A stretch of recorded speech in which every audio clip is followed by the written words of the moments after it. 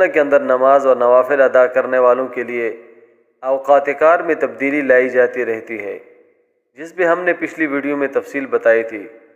لیکن وقتاً فوقتاً حرمین کی انتظامیہ حرم مکی اور حرم مدنی کے اندر آنے والے زائرین کی تعداد کا ڈیٹا شائع کرتی رہتی ہے تاکہ دلچسپی رکھنے والوں کو تعداد بھی معلوم ہو اور آنے والے زائرین کے لیے یہ تعداد مد نظر ہو۔